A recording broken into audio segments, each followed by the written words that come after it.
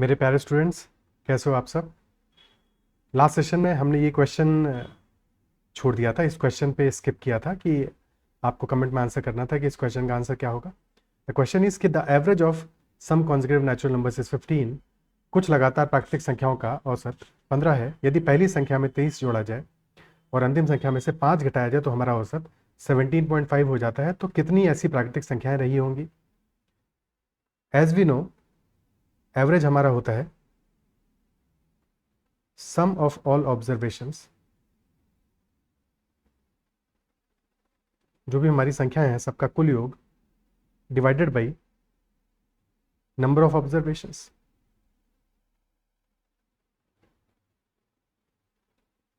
इस वाले क्वेश्चन में हमारा नंबर ऑफ ऑब्जर्वेशन से कितने हमारे नेचुरल नंबर से हमको निकालना है। लेट अस से कि n ऐसी संख्या है, n नेचुरल नंबर है, उसका कोई सम रहा होगा। ठीक है, हमने क्या किया, initially sum divide by n, यही तो एवरेज रहा होगा, ये इनिशियल एवरेज होगा। फिर बाद में हमने इसमें से जो पहली संख्या थी उसमें 30 को ऐड किया है। तो अगर हम सम में चेंज देखें कि सम में कितना चेंज हुआ होगा, जब पहली संख्या में 30 ऐड किया तो सम भी हमारा 30 से बढ़ जाएगा, और लास्ट संख्या में से जब 5 घटाएंगे तो हमारा सम भी 5 से कम हो जाएगा। Isn't it so? ठीक है, तो हमारा सम प्लस 30 - 5, तो टोटल नया जो सम होगा वो होगा सम प्लस 30 - 5, और संख्याएं तो अभी भी n ही है। Isn't it so? इफेक्टिवली कितना चेंज आया है सम में, 30 - 5 यानी कि +25 का चेंज आया है। ये वैल्यू तो अभी भी एवरेज के बराबर होगी, सम डिवाइडेड बाई n, और जो चेंज आया है वो आया है +25 का। तो जो एवरेज में चेंज आएगा वो आएगा +25/n का, और इसी की वैल्यू हमको गिवन है कितना, 2.5, क्योंकि 17.5 नया एवरेज है, पहले 15 था, तो 17.5 - 15 यानी कि 2.5 का चेंज है। 25/n इज इक्वल टू 2.5, तो यहां से n हमारा आ जाएगा 10। क्या ये बात क्लियर है। ठीक है, टोटल हमारा सम में चेंज आया है 25 का, और एवरेज में चेंज आया है 2.5 का, तो n हमारा इक्वल टू 10 होना चाहिए। क्लियर है। नेक्स्ट क्वेश्चन देखते हैं। अगला सवाल कह रहा है, average of 5 numbers in an arithmetic progression is a if 2 more terms are included the average increases by 3। एक समांतर श्रेणी है जिसमें 5 संख्याओं का औसत हमको a गिवन है, यदि 2 और पद शामिल किए जाते हैं तो औसत 3 से बढ़ जाता है। तो समांतर श्रेणी में 2 क्रमागत पदों के बीच का अंतर, यानी कि जो कॉमन डिफरेंस है उसकी वैल्यू क्या होगी। लेट अस से पहले जो हमारे 5 टर्म्स थे वो थे a1, a2, a3, a4, a5। क्योंकि ये एक हमारा अरिथमेटिक प्रोग्रेशन है तो सबके बीच का डिफरेंस सेम होगा, और एवरेज हमारा ठीक बीच की वैल्यू होगी, यानी कि a3 हमारा एवरेज आएगा। नए केस में क्या हुआ कि हमने इसमें 2 और टर्म इंक्लूड किए हैं, a6 और a7। अगर हमने 2 टर्म इंक्लूड किए हैं तो हमारा जो एवरेज है वो कितना खिसकेगा, एवरेज तो आधा ही खिसकेगा। तो अगर 2 टर्म हमने इंक्लूड किया, एवरेज हमारा अभी भी बीच में ही रहेगा, एक टर्म खिसकेगा, और नया एवरेज हमारा हो जाएगा a4। और क्वेश्चन ये कह रहा है कि हमारे एवरेज में जो चेंज आया है वो आया है 3 का, 3 से बढ़ गया है, यानी कि a4 और a3 के बीच का जो डिफरेंस है वो हमारा 3 के बराबर है, और a4 और a3 के बीच का डिफरेंस ही कॉमन डिफरेंस है, तो कॉमन डिफरेंस हमारा 3 के बराबर हो जाएगा। क्वेश्चन का आंसर ऑप्शन बी हो जाएगा। क्या ये बात समझ में आती है। ठीक है, जितना हमारा टोटल एवरेज में इंक्रीज हो रहा है, जितना हम टर्म आगे जाएंगे, यानी कि 2 और पद हमने यहाँ पे शामिल किए हैं, 2 और टर्म शामिल किए हैं, तो एवरेज हमारा आधा ही आगे जाएगा, क्योंकि एवरेज है। ठीक है, तो वो एक ही टर्म आगे जाएगा, और एक टर्म आगे जा रहा है, एवरेज 3 से बढ़ रहा है, यानी कि कॉमन डिफरेंस हमारा 3 होगा। जस्ट इन केस अगर इस क्वेश्चन में होता कि हमने 5 टर्म इंक्लूड किए होते,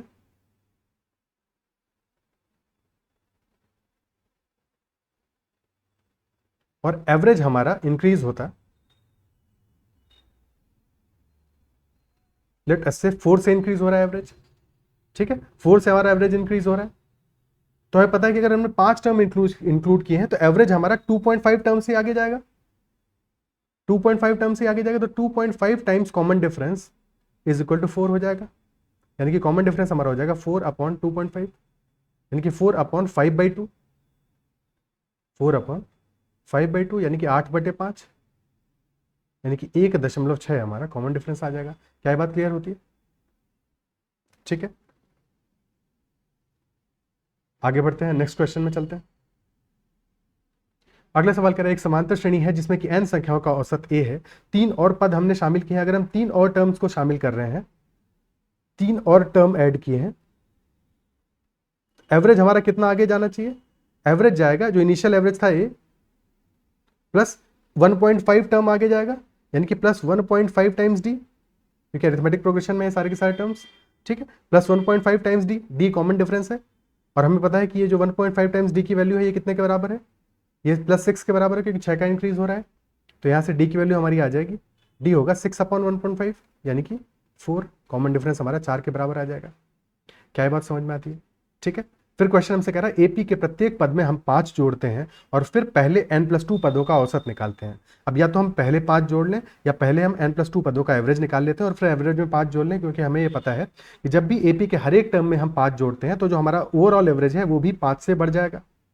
ठीक है। तो पहले हम इनिशियल कंडीशन में ही n+2 पदों का एवरेज निकाल लेते हैं, n+2 टर्म्स का एवरेज निकाल लेते हैं, और बाद में हम हर एक टर्म में 5 जोड़ रहे हैं तो एवरेज में भी हम 5 इंक्रीज कर देंगे और वो हमारा आंसर आ जाएगा। क्लियर है? तो सबसे पहला काम हम क्या करेंगे कि ऑलरेडी हमारे पास n टर्म्स थे, n टर्म्स का एवरेज a है। जब n+2 टर्म्स हो जाएंगे तो टर्म्स हमारे 2 से बढ़े हैं, एवरेज हमारा एक टर्म आगे जाएगा, यानी कि a + d हो जाएगा, जहां पे कि d है कॉमन डिफरेंस, यानी कि a + 4 हो जाएगा। और फिर जब हर एक टर्म में हम 5 से इंक्रीज करेंगे तो एवरेज भी हमारा 5 से इंक्रीज कर जाएगा, यानी कि नया एवरेज हो जाएगा a + 9। क्लियर है? आंसर आ जाएगा ऑप्शन बी, a + 9। कोई दिक्कत? ठीक है, आगे बढ़ते हैं। अगला सवाल हमसे कह रहा है 4 लगातार विषम संख्याओं के वर्गों का औसत 201 है, सबसे छोटी संख्या का 7 गुना और सबसे बड़ी संख्या के 3 गुना का औसत क्या होगा? The average of squares of 4 consecutive odd numbers is 201, तो average of 7 times the smallest number and 3 times the largest number is what? 4 consecutive odd numbers है। एक हम तरीका ये अप्लाई कर सकते हैं कि हम मान लें कि लेटेस्ट से पहली संख्या x है, उसकी अगली क्या होगी? x + 2, फिर होगी x + 4, फिर होगी x + 6, और अब हम इनका सबका स्क्वायर करें, x² प्लस x + 2 का होल स्क्वायर प्लस x + 4 का होल स्क्वायर प्लस x + 6 का होल स्क्वायर। और क्योंकि हमें एवरेज 201 दिया हुआ है तो सम क्या होगा? सम होगा 4 × 201, ठीक है, यानी कि 804 हो जाएगा। अब इसके बाद में इन सारे के सारे टर्म्स को एक्सपेंड करें, क्वाड्रेटिक बनाएं, फिर उसको सॉल्व करें। क्या इतना सब करने की ज़रूरत है? क्या सेंस बनता है? ठीक है, अगर इतना सब करना पड़ेगा तो फिर ऐसे क्वेश्चन को छोड़ना ही बेहतर है, या फिर लास्ट में देखेंगे, इजंट इट सो? पर इस क्वेश्चन में क्या इतना सब करने की जरूरत है? देखो ध्यान से समझते हैं क्वेश्चन को। क्वेश्चन कह रहा है कि एवरेज निकालना है हमें 4 consecutive ऑड नंबर्स के स्क्वायर्स का। एवरेज की वैल्यू निकालना नहीं है, एवरेज तो गिवन है 201, 201 है।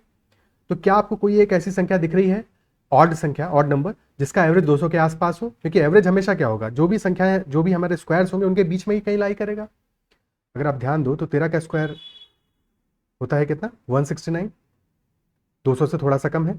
और वहीं 15 का स्क्वायर होगा 225, जो कि 200 से थोड़ा सा ज़्यादा है। यानी कि ये वो संख्याएं होनी चाहिए जिनका कि हम एवरेज निकाल रहे हैं, और टोटल 4 संख्याएं हैं। तो एक इससे छोटी ले लेते हैं, 11 का स्क्वायर 121, और एक बड़ी 17 का स्क्वायर 289। अब अगर आप इनको ऐड करोगे तो पाओगे 9 1 10, 5 15, 9 24, यानी कि आखिरी में 4 आ रहा है। डिवाइड बाई 4 करोगे तो डेफिनेटली ये जो एवरेज है हमारा 201 आ जाएगा। दो संख्याएं 200 से छोटी हैं, दो संख्याएं 200 से बड़ी हैं, तो हम बिल्कुल सही डायरेक्शन में जा रहे हैं। यानी 11 13 15 17 हमारी वो संख्याएं हैं। क्या ये बात समझ पा रहे हो? इस क्वेश्चन में हमें डायरेक्टली यही काम करना था, ठीक है। 11 13 15 17 हमारी वो संख्याएं हैं। अब फिर क्वेश्चन क्या पूछा है? 7 टाइम्स द स्मॉलेस्ट नंबर, यानी कि 7 × 11 plus 3 times the largest number, यानी कि प्लस 3 × 17, और इनका हमें एवरेज निकालना है। डिवाइड बाई 2 करना है। 7 × 11 77 प्लस 51 बटे 2, 77 प्लस 51 हो गया 128 बटे 2, यानी कि 64 हमारा इस क्वेश्चन का आंसर हो जाएगा। क्लियर है? बिल्कुल भी हमें एक्स मान के सॉल्व नहीं करना है, डायरेक्टली ऐसे ही ऐसे क्वेश्चन को अप्रोच करना है। क्या ये बात समझ में आती है? ठीक है,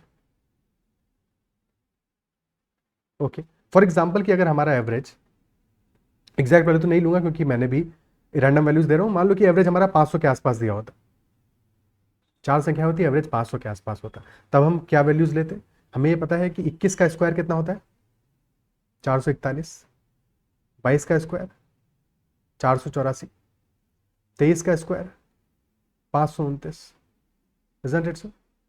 ठीक है, और फिर 24 का स्क्वायर क्या होगा? 576। तो अगर 500 के आसपास हमारा एवरेज होता तो फिर ये 4 वैल्यूज होती। क्लियर है? हमें कोई एक वैल्यू उसके आसपास की ले लेनी है, फिर उसके आसपास की वैल्यूज जो है, हालांकि ये ऑड नंबर्स नहीं है, ठीक है, ये मैंने जस्ट एक 4 कॉन्जिक्यूटिव नंबर्स होते स्क्वायर होते तब ऐसा करते हैं हम, ठीक है। और अगर कॉन्जिक्यूटिव नहीं होते तो फिर 21, 23, 25 और 19 ये संख्या हमें लेनी होती है उस केस में, ठीक है, कि 19 का स्क्वायर हमारा होता है 361, 21 का 441, 23 का 529 और फिर 25 का 625। तो ये 500 के आसपास हमारा संख्या इसका एवरेज हो जाता। क्लियर है? ओके, आगे बढ़ते हैं, नेक्स्ट क्वेश्चन को देखते हैं।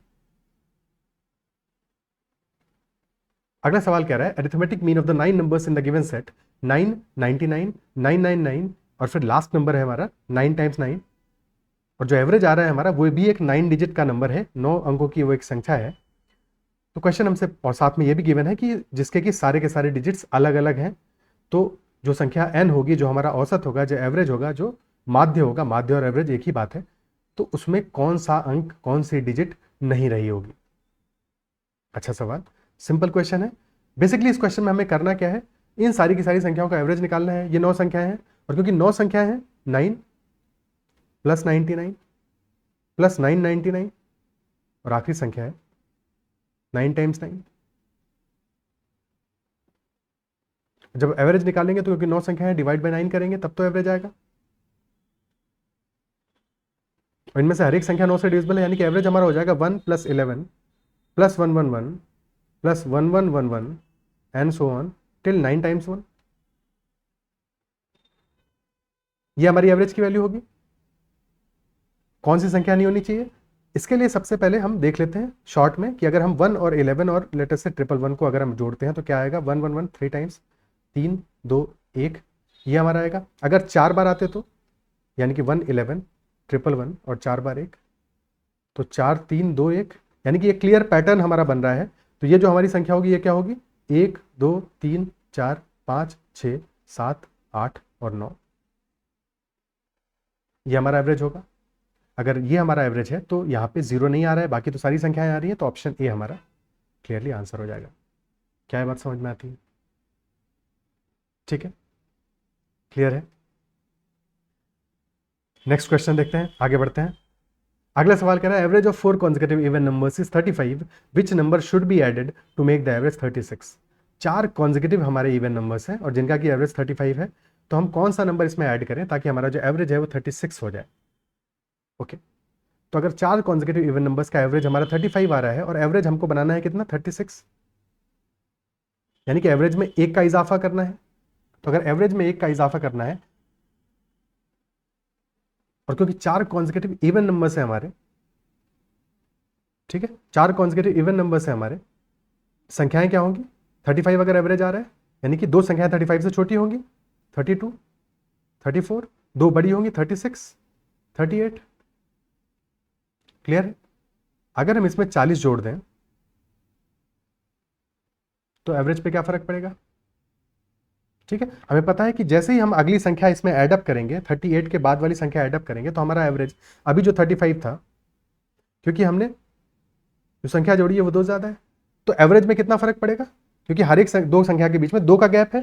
जब हम एक संख्या जोड़ेंगे, एक अरिथमेटिक प्रोग्रेशन ही तो है, एक संख्या जोड़ रहे हैं जो कि 2 ज्यादा है और लगातार 2 का कॉमन डिफरेंस है, तो हमारा एवरेज कितना चेंज होगा, +1 से बढ़ेगा, तो एवरेज हमारा 36 आ जाएगा। Isn't it so? क्लियर है? तो हमारा आंसर होगा ऑप्शन सी 40। अगर 4 संख्याएं हैं जिनका औसत 35 आ रहा है, तो 36 अगर हमें औसत बनाना है तो कौन सी संख्या जोड़ेंगे, 40 जोड़ेंगे। क्लियर है? अगर ये 4 क्रमागत संख्याएं नहीं होती तब क्या करते, ऐसा भी तो हो सकता था कि 4 कोई 4 संख्याएं हैं जिनका कि औसत 35 है और हमें औसत बनाना है 36, तो कौन सी संख्या उसमें जोड़ेंगे। क्लियर है? तो क्या करते, एक तो तरीका है कि हम इसकी इक्वेशन बना लेते। कैसे इक्वेशन बनाते कि 4 संख्याएं हैं जिनका कि औसत 35 है, तो उनका योग होगा 4 × 35, और अगर 5 संख्याएं, जब हम 5वीं संख्या जोड़ देंगे इसके बाद औसत हो जाएगा 36, तो 5 संख्याओं का योग कितना होगा, 5 × 36, ये नया योग होगा, ये 4 संख्याओं का योग होगा बड़े में से छोटा घटा देंगे, यानी कि 5 इंटू 36 जो टोटल हमारा सम बन रहा है उसमें से इनिशियल सम घटा देंगे तो हमें हमारा आंसर मिल जाएगा। 5 इंटू 36 आएगा 180, 4 इंटू 35 आएगा 140, तो हमारा आंसर आ जाएगा 180 माइनस 40 यानी कि 40। क्या ये बात क्लियर है? ठीक है, ये हमारा हो गया अप्रोच 1, ये हमारा हो गया अप्रोच 2। अब एक और तीसरी और बढ़िया अप्रोच देख लेते हैं इसी सवाल को करने की। 4 संख्या है जिनका औसत 35 है। हमें पता है औसत एक रिप्रेजेंटेटिव संख्या है, ये मैंने पहले सेशन में भी बताया था। रिप्रेजेंटेटिव संख्या का मतलब ये हुआ कि चारों संख्याएं कोई भी हो, हम उनकी जगह पे औसत को रख सकते हैं। ठीक है, तो अगर 4 संख्याओं का एवरेज 35 है तो हमने मान लिया चारों की चारों संख्याएं 35 है, और इसको मानने में हमारा कोई नुकसान नहीं है क्योंकि सम अभी भी सेम ही आएगा। हमको बनाना है एवरेज 36। ठीक है, अगर हमें एवरेज 36 बनाना है यानी कि 5 संख्याएं होंगी, एक संख्या जोड़नी है, 4 संख्याएं हैं, एक संख्या जोड़ के 5 संख्या बनानी है, और सारी संख्याओं का अगर एवरेज 36 होना है यानी कि इनमें से हर एक संख्या को एक एक देना पड़ेगा, तभी तो ये 36 के बराबर होंगी। और ये पांचवी संख्या खुद भी 36 हो, खुद भी 36 हो और इन चारों संख्याओं को एक एक दे भी, यानी ये संख्या कितना होना चाहिए? 36 प्लस 4, 36 प्लस 4, यानी कि हमारा आंसर होना चाहिए 36 plus 4 which is equal to 40। क्या ये बात क्लियर होती है? ओके, ठीक है, ये लास्ट वाला मेथड जरूर समझ में आना चाहिए क्योंकि जैसे ही क्वेश्चंस थोड़े से एवरेज के आगे जाएंगे तो वहां पे हम इस मेथड को, इस अप्रोच को काफी इस्तेमाल करेंगे। साथ में इक्वेशन वाला मेथड भी जरूर क्लियर होना चाहिए क्योंकि ये वाला मेथड तो सिर्फ तब काम करेगा जबकि हमारे नंबर्स एपी में, अरिथमेटिक प्रोग्रेशन में है, अदरवाइज फिर हमको बाकी मेथड्स का सहारा लेना पड़ेगा। ओके, नेक्स्ट क्वेश्चन देखते हैं। अगला सवाल कह लगातार 7 विषम संख्याओं का औसत 59 है, 59 है, तो औसत अगर हमें 60 बनाना है तो कौन सी संख्या जोड़नी पड़ेगी? कौन सी संख्या इसमें जोड़नी पड़ेगी? अगेन क्योंकि 7 ऑड नंबर्स है, ठीक है, 59 तो बीच की संख्या है, इसके बाद में 61, 63 और 65 आ रहा होगा।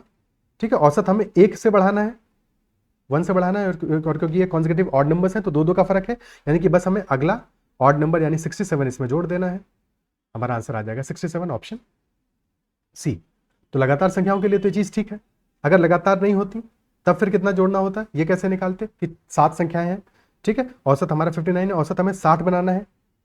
ओके, तो पहले हम तीसरा वाला अप्रोच कर लेते हैं कि 7 का ऑलरेडी हमारा औसत 59 है, हमें अगर औसत 7 बढ़ाना है तो हर एक संख्या में, 7 में से हर एक संख्या में 1 जोड़ना है, यानी कि 7 बार तो 1 जोड़ना है, और 60 खुद होनी चाहिए, वो हमारी जो 8वीं संख्या है वो खुद भी 60 हो क्योंकि 60 एवरेज बनाना है, और बची हुई जो 7 संख्याओं का एवरेज 59 है तो उनको भी एक एक देना पड़ेगा, यानी कि 60, 60 प्लस 7 हमारा आंसर आएगा 67। क्लियर है? 60 प्लस 1 इंटू 7 आंसर आएगा 67। कोई दिक्कत? या फिर थर्ड तरीका क्या होता है हमारा कि 7 संख्याओं का एवरेज है 59, यानी कि योग होगा 7 इंटू 59, और 8 का एवरेज है 60, योग होगा 8 इंटू 60, इसमें से ये घटा देंगे तो हमें हमारा आंसर मिल जाएगा। क्लियर है? जस्ट इन केस इस क्वेश्चन में बजाय 59 बनाने के क्वेश्चन ये कहता कि हमें औसत अपना जो एवरेज है हमको वो 62 बनाना है, तो कितनी संख्या जोड़नी चाहिए? तो हमको फिर क्या संख्या जोड़नी चाहिए? ओके, तो क्या करते हैं यहाँ पे कि कौन सी संख्या जोड़ेंगे कि हमारा एवरेज 62 आ जाए। ठीक है, अगर हमें एग्जैक्टली संख्या जोड़नी है तो क्या अप्रोच होगा? उस केस में हमारा अप्रोच ये होना चाहिए, एवरेज हमको करना है 59 से 62, यानी कि 3 से बढ़ाना है, तो 7 में से हर एक संख्या को 3 देना पड़ेगा, इजंट इट सो? और वो संख्या खुद भी 62 के बराबर हो, यानी कि 62 तो वो खुद हो और सबको 3 दे पाए, कुल कितना होगी वो संख्या? 62 प्लस 21 यानी कि 83, तो उस केस में हमारा आंसर होता है 83। क्लियर? ओके, अगर क्वेश्चन का लैंग्वेज इसके बजाय ये होता है कि लगातार 7 विषम संख्याओं का औसत 59 है, अगर हमें औसत को 62 बनाना है तो कितनी और क्रमागत विषम संख्याएं हमें इसमें जोड़नी पड़ेंगी? इस बार क्वेश्चन अलग है। पहले हमारा क्वेश्चन ये था कि कौन सी संख्या जोड़ के हम इसका औसत 62 बना सकते हैं। इस बार क्वेश्चन हमारा ये है कि अगर 7 विषम संख्याएं हैं जिनका औसत ऑलरेडी 59 है, तो हम कितनी और इसके आगे की विषम संख्याएं जोड़ दें कि हमारा औसत 59 से 62 हो जाए। ठीक है, तो औसत में वृद्धि हमको करनी है 3 की, यानी कि हमें संख्याएं जोड़नी पड़ेंगी जिनमें कि इंक्रीज हो 6 का इंक्रीज हो, क्योंकि ऑड नंबर्स हैं, 2 का फर्क आ रहा है, तो यानी कि 3 और ऑड नंबर्स हमको जोड़ने पड़ेंगे। क्या ये बात समझ में आती है? लिख देता हूं ताकि बेहतर समझ में आए। ठीक है, तो हमारी संख्याएं क्या होंगी? 59, 61, 63, 65 और 59 से छोटी भी 3 होंगी, 53, 55 और 57। तो ये तो हमारी ऑलरेडी 7 संख्याएं थी और अभी हमारा एवरेज आ रहा है 59। हमको 59 से एवरेज बनाना है 62, तो हमें 3 और संख्याएं जोड़नी पड़ेंगी, तभी तो 3 का इंक्रीज होगा। 67, 69 और 71। अब 10 संख्याएं हो गई हैं, एवरेज हमारा कहाँ पे आएगा? पहली 5 और आखिरी 5 के बीच में, यानी कि 62। क्लियर है? ठीक है, इन दोनों क्वेश्चन में फर्क है जो मैंने एग्जाम्पल में दिए।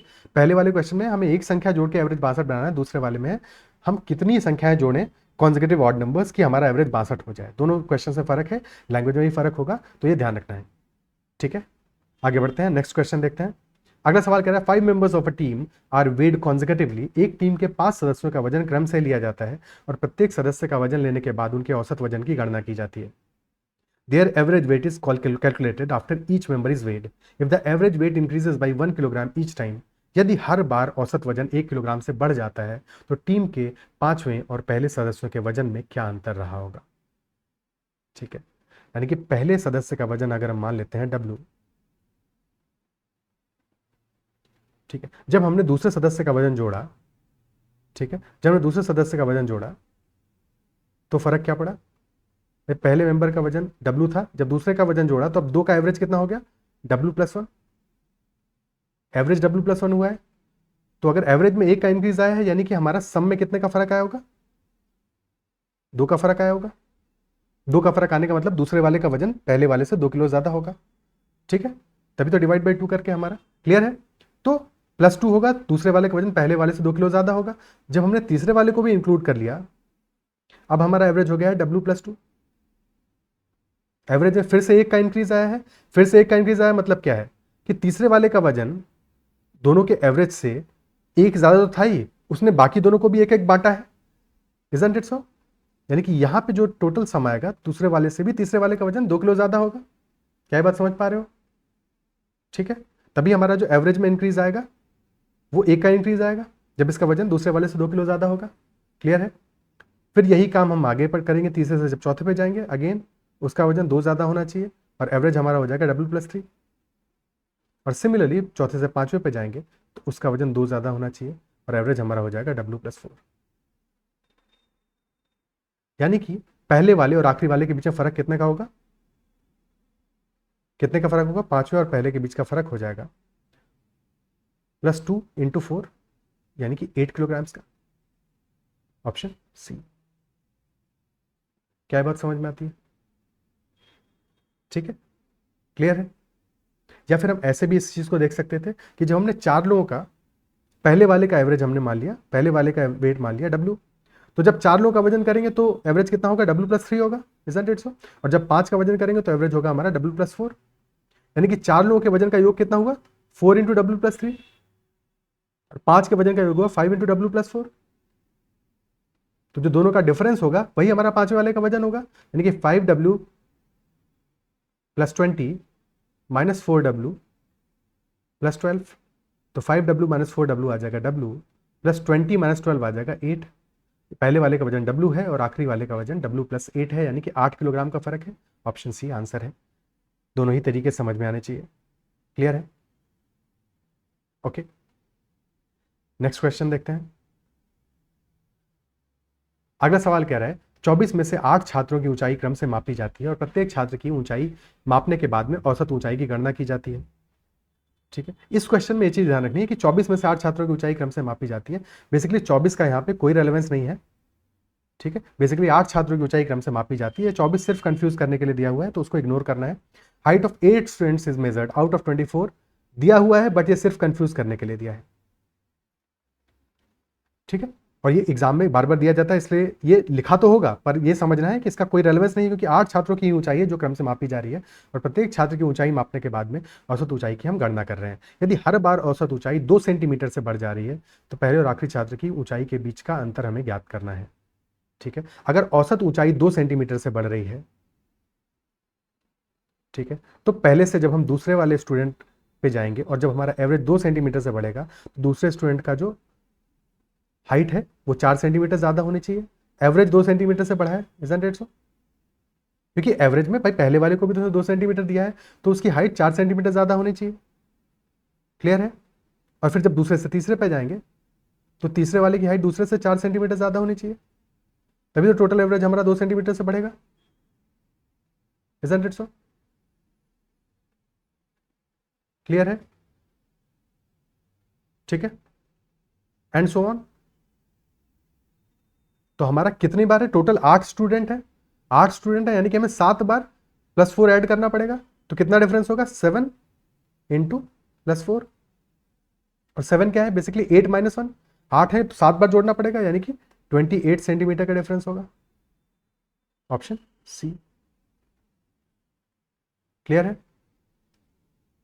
या फिर ऐसे देख सकते थे कि जब हमने 7 स्टूडेंट का देख लिया तो 7 स्टूडेंट के बाद में क्या होगा? अगर पहले वाले की हाइट h है, पहले वाले की हाइट h है, तो 7 स्टूडेंट के बाद में हाइट कितनी हो जाएगी?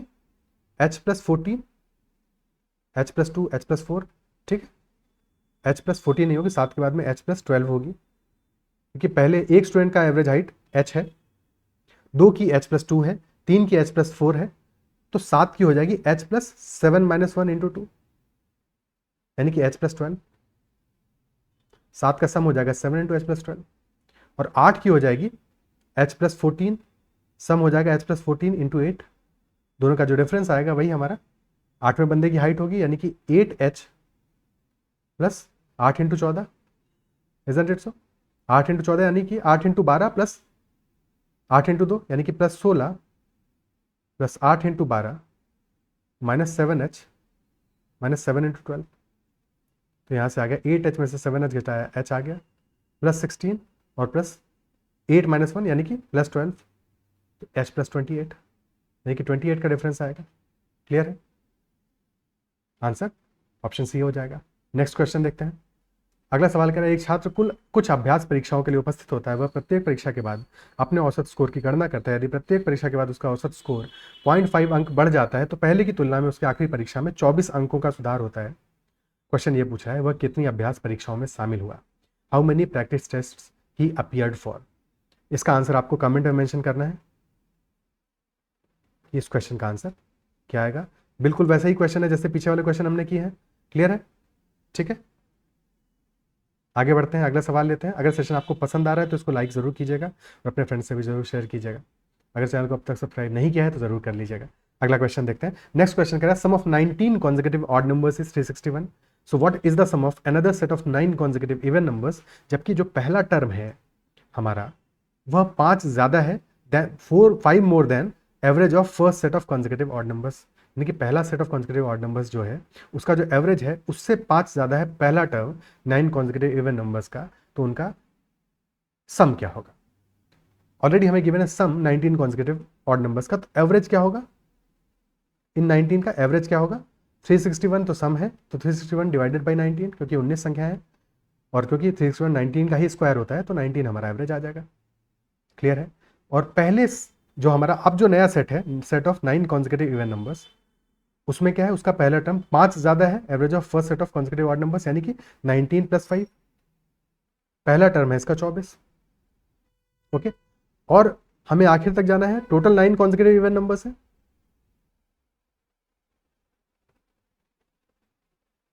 लास्ट और पहले टर्म के बीच का डिफरेंस क्या होगा? लास्ट और पहले टर्म के बीच का डिफरेंस क्या होगा? यहाँ पे 9 नंबर्स है तो 8 इंटू 2, क्योंकि कॉन्जिक्यूटिव इवन नंबर्स है तो दो का हर एक दो टर्म के बीच का फर्क है। 8 इंटू 16 का फर्क होगा, 16 का फर्क होगा पहले और आखिरी टर्म में। तो क्योंकि हमें एवरेज निकालना है, एवरेज तो आधा ही आगे जाएगा, तो 24 + 8 यानी कि एवरेज हमारा कितना होगा? 32। Isn't it so? और टोटल संख्या है हमारी 9, तो सम आ जाएगा 32 इंटू 9, यानी कि 320 - 32 यानी कि 288। क्लियर है? ओके, या फिर वैसे भी देख सकते थे कि 24 हमारा पहला टर्म है, आखिरी टर्म होगा 24 + 16 यानी कि 40, तो 24 + 40 बटे 2 गुणे 9। दोनों ही तरीकों से आंसर हमारा 288 ही आने वाला है। कोई समस्या? ओके, नेक्स्ट क्वेश्चन देखते हैं, अगला सवाल देखते हैं। अगला सवाल कह रहा है, average of 33 numbers is 46.5 if each of the numbers is multiplied by 0.4 and added to 4.8, then what will be the average of new set of numbers? 33 संख्याएं हमको गिवन है जिनका कि औसत आ रहा है 46.5, और इनमें से प्रत्येक संख्या को अगर हम 0.4 से गुणा कर रहे हैं तो एवरेज भी हमारा 46.5 का 0.4 हो जाएगा। और फिर जब प्रत्येक संख्या में हम 4.8 जोड़ेंगे तो एवरेज में भी 4.8 जुड़ जाएगा, तो नया एवरेज हमारा हो जाएगा 46.5 इंटू 0.4 प्लस 4.8। ये वैल्यू कितना आएगा, ठीक है, कितना आएगा, 4 से गुणा करेंगे, 4 पंचे 20, 0, 2 आया, 4 छंग 24, 2 26 का 6, 80 लगा 2, 16 2 18, 1860, ठीक है। और फिर 2 अंकों के बाद दशमलव आ गया, 18.6 प्लस 4.8 यानी 18.4 प्लस 5 यानी कि 23.4 हमारा इस क्वेश्चन का आंसर हो जाएगा। क्लियर है, कोई समस्या? नेक्स्ट क्वेश्चन लेते हैं। अगला सवाल कह रहा है सोनू, हरि और गोविंद की औसत आयु 30 वर्ष है। यदि उनकी आयु का अनुपात क्रमशः 4:5:6 है तो सोनू और गोविंद की आयु के बीच का अंतर क्या होगा। औसत आयु हमको गिवन है जो कि है 30 ईयर्स, एवरेज एज गिवन है 30 ईयर्स। सोनू, हरि और गोविंद का आयु का अनुपात दिया है, एज का जो रेशियो है वह 4:5:6।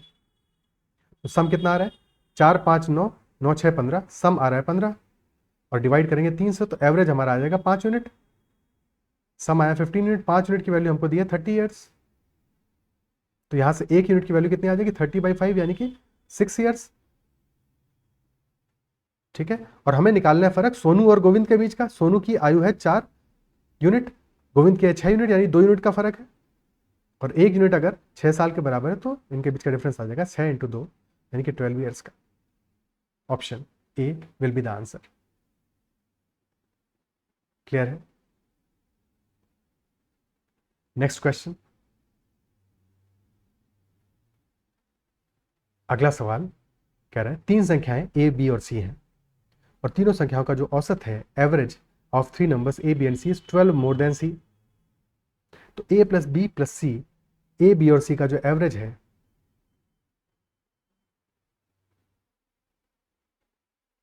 वो सी से 12 ज्यादा है। फिर हमको गिवन है कि एवरेज ए और बी का 48 है और डी सी से 10 कम है, तो सी और डी का एवरेज क्या होगा। ठीक है, सिर्फ समझाने के लिए लिख रहा हूँ, ये आपको लिखने की जरूरत नहीं है। मतलब कि एग्जाम में या जब भी आप इस क्वेश्चन को प्रैक्टिस करोगे तो ये सब लिखने की जरूरत थोड़ी है, ये सब दिमाग में समझना है। ठीक है, तो ए, बी और सी का एवरेज अगर हमारा सी से 12 ज्यादा है तो ए, बी और सी का जो एवरेज मतलब क्या हुआ, a plus B plus c divided by 3 is equal to c plus 12। 3 से गुणा कर दो तो ए प्लस बी प्लस सी हमारा क्या आ जाएगा, 3c प्लस 36। सी को जब हम राइट हैंड साइड में लेके याद चले जाएंगे तो ए प्लस बी कितना हो जाएगा, 2c प्लस 36। और हमको पता है कि ए और बी का एवरेज अगर 48 है तो सम क्या होगा, एवरेज 48 है तो सम आएगा 96, यानी कि 2c प्लस 36 बराबर होगा 96 के। तो यहां से 2c हमारा आ जाएगा 60, यानी कि c आ जाएगा 30 और d जो कि c से भी 10 कम है तो d आ जाएगा 20, तो c प्लस डी आ जाएगा 50 और c प्लस डी अगर आ जाएगा 50 तो उनका एवरेज हो जाएगा कितना, 50/2 यानी कि 25। Option A. क्लियर है? ओके, कोई समस्या? नेक्स्ट क्वेश्चन देखते हैं। Next question is saying out of 6 numbers the sum of the first 5 numbers is 7 times the sixth number. If their average is 136 then what is the sixth number? 6 संख्याएं दी हैं जिनमें से कि पहली 5 संख्याओं का योग छठी संख्या का 7 गुना है, तो यदि उनका औसत 136 है तो छठी संख्या होगी क्या।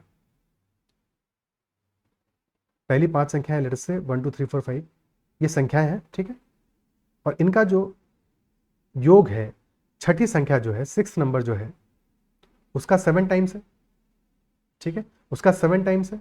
तो अगर छठी संख्या हमारी 1 होगी तो पहली 5 संख्याओं का योग कितना होगा, 7 होगा, 7 यूनिट होगा। अगर छठी संख्या हमारी 1 यूनिट है तो पहली 5 संख्याओं का योग 7 यूनिट होगा।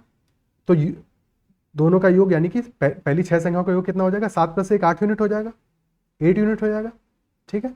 अगर ये 1 यूनिट है, ये 7 यूनिट है, टोटल सम हो जाएगा 8 यूनिट। और हमें क्या दिया हुआ है, एवरेज दिया है उनका 136 है, और क्योंकि 6 संख्या है तो 8 unit by 6 is equal to 136। तो यहां से 1 यूनिट की वैल्यू निकाल सकते हैं, कितना होगा 136 × 6/8। 8 से काटेंगे, 8 एकम 8, 8 सत्तर 56, 17 छक्का 102। तो यहाँ से हमारी छठी संख्या आ जाएगी 102। क्लियर है? ओके। अननोन मान के भी करते तो भी यही कहानी रहती। अननोन की वैसे कोई जरूरत है नहीं इस क्वेश्चन में, इतना सिंपल वैल्यूज है। नेक्स्ट क्वेश्चन करते हैं। अगला सवाल कह रहा है पहली 4 संख्याओं का औसत पांचवी संख्या का 5/6 है। तो जो पहले 4 नंबर्स हैं हमारे A1 A2 A3 A4, इनका जो एवरेज है वो पांचवी संख्या A5 का 5/6 है। तो अगर पांचवी संख्या 1 यूनिट है हमारी, तो इन 4 संख्याओं का जो एवरेज है, ये ध्यान देना है, सम नहीं। पिछले वाले क्वेश्चन में योग था, ठीक है, योग था। तो ये इंपॉर्टेंट क्वेश्चन है, बार बार एग्जाम में आता है, तो फर्क जरूर ध्यान देना है कि यहाँ पे योग था और यहाँ पे औसत है। तो औसत 5/6 है। तो अगर औसत हमारा 5/6 है, यानी कि योग कितना होगा? 5/6 गुणे 4। क्लियर है? तो 5/6 गुणे 4 इनका योग है, और प्लस 1 यूनिट, ठीक है, ये 5/6 है। 5/6 इंटू 4 प्लस 1, इन पांचों संख्याओं का जो औसत है वो 26 है, यानी कि दिस डिवाइडेड बाई 5 इज 26। कितना हो जाएगा ये? 5/6 गुणे 4, 5 चौको 20, 20/6 प्लस 1 यानी कि 26/6। 26/6 divided by 5 is equal to 26। 26 से 26 कटा, ठीक। अब 26/6 में हम 5 डिवाइड कर रहे हैं, तो ये 5 ऊपर आ जाएगा, है कि नहीं? बेसिकली 26/6, यानी कि अब क्या, 26 से 26 कट गया, तो 1/6 इंटू 1/5 इज इक्वल टू 1, यानी कि 1/30 इज इक्वल टू 1, यानी कि 1 यूनिट की वैल्यू कितनी है? 30 है। और यही हमको निकालना था, तो ऑप्शन सी हमारा आंसर हो जाएगा। क्लियर है? ठीक है, नेक्स्ट क्वेश्चन देखते हैं। अगला सवाल कह रहा है 4 लगातार सम संख्याओं का औसत a है। यदि a/3 के बराबर एक और विषम संख्या शामिल कर ली जाती है, तो सभी 5 संख्याओं का औसत 54.6 हो जाता है। सबसे छोटी सम संख्या कौन सी होगी? वीडियो को पॉज करके खुद से जरूर सॉल्व करने की कोशिश करनी है, उसके बाद में ही सॉल्यूशन देखना है। तो 4 कॉन्सेक्यूटिव इवन नंबर्स है जिनका कि एवरेज हमें गिवन है कितना? a। तो अगर एवरेज हमारा 4 संख्याओं का a है, योग कितना हो जाएगा? 4a, और उसमें हम एक ऑड नंबर जोड़ रहे हैं जो कि है a/3। अब योग हो रहा है 4a प्लस a/3, ये सम हो गया हमारा। और अगर ये सम है, हमें एवरेज की वैल्यू गिवन है, डिवाइड बाई 5 करेंगे क्योंकि 5 संख्याएं हो गई हैं, और ये बराबर है 54.6। ठीक है, 4 3 12, 12a प्लस a/3 यानी कि 13a/3 is equal to 54.6 into 5। अब 13 से विभाजित होना चाहिए, प्राइम नंबर है। 13 चौको 52, 4.2, यानी कि a/3 is equal to 4.2 into 5, यानी कि कितना हुआ? 21। तो यहाँ से a कितना आ जाएगा? 21 इंटू 3, यानी कि 63। लेकिन क्वेश्चन में एक तो अच्छी बात है ऑप्शन नहीं गिवन है 63, पर क्वेश्चन में पूछा भी नहीं। क्वेश्चन में क्या पूछा है? सबसे छोटी सम संख्या कौन सी होगी? 4 लगातार सम संख्या है जिनका कि एवरेज 63 है, तो 2 संख्याएं इससे छोटी होंगी, यानी कि 62 और 60, और 2 बड़ी होंगी 64 और 66। सबसे छोटी सम संख्या हमारा 60 आंसर होगा। क्लियर? ओके, कोई समस्या?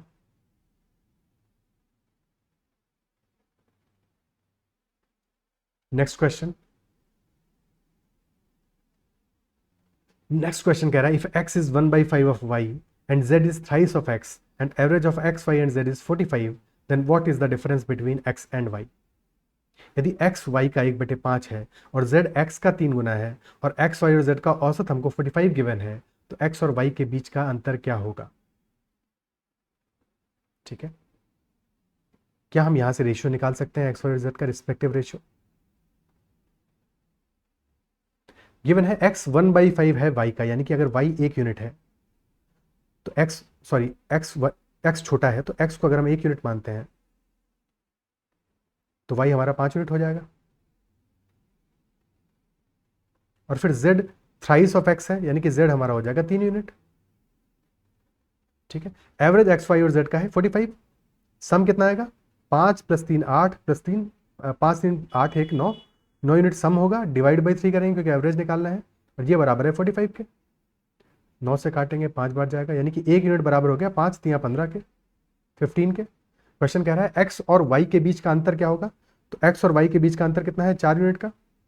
1 यूनिट 15 के बराबर है, तो 15 × 4, यानी कि 60 हमारा इस क्वेश्चन में आंसर हो जाएगा। क्लियर है? Okay, next question. Next question is saying when 8 is subtracted from each of the given n numbers, अगर हमें n numbers given है and 8 is subtracted from each of the given n numbers, then the sum of the numbers so obtained is 132. When 11 is subtracted from each of them, the sum obtained is 60. तो what is the average of given n numbers? जब दी गई n संख्याओं में से प्रत्येक में 8 घटाते हैं तो प्राप्त संख्याओं का जो योग है वो 132 है. तो अगर हम मान लें कि पहले ही हमारा इनिशियली जो n संख्याओं का योग है वो s है, s है, तो जब हम s में से हर एक संख्या में से, s तो टोटल सम है, अगर हर एक संख्या में से 8 घटाएंगे, कुल n संख्याएं हैं, कुल n संख्याएं हैं, तो कितना हमने घटाया? 8n घटाया, इजंट इट सो? 8n घटाया. तो जब 8n घटा रहे हैं तो जो योग हमें मिल रहा है, जो सम मिल रहा है वो बच रहा है कितना? 132. और यही जब हम हर एक में से 11 घटा रहे हैं तो 11n घटाएंगे कुल, तब हमें 60 मिल रहा है. तो ये दो हमारी इक्वेशन बन गई. अगर हम पहली इक्वेशन में से दूसरी को घटा दें तो s से s कैंसिल आउट हो जाएगा और ये माइनस का प्लस हो जाएगा, यानी कि 8n plus minus 8n, minus का 8n है, प्लस 11n है, तो 3n प्लस का हो जाएगा. और 132 माइनस 60 कितना आ जाएगा? 72. तो 3n 72 के बराबर आ जाएगा. तो यहाँ से n आ जाएगा 72 डिवाइडेड बाई 3 यानी कि 24. क्या ये बात क्लियर है? n की वैल्यू यहाँ से 24 आ गई. ठीक है, n की वैल्यू आ गई 24 हमारी. अब सम की वैल्यू क्या से निकाल सकते हैं? सम कितना हो जाएगा? 60 प्लस 11n यानी 60 प्लस 11 24. लेकिन हमको सम नहीं चाहिए, हमें चाहिए एवरेज. इन n संख्याओं का एवरेज चाहिए. तो एवरेज क्या होगा? 60 प्लस 11 24, ये जो सम है डिवाइडेड बाई 24. अब ये तो पूरा ही बाहर आ जाएगा, सीधे सीधे 11 है कि नहीं? तो 60 बटे 24 प्लस 11, और 60 बाई 24 कितना होगा? 12 से काटेंगे, 5 बटे 2 यानी कि 2.5 प्लस 11 यानी कि 13.5 हमारा आंसर हो जाएगा. क्लियर है? ओके.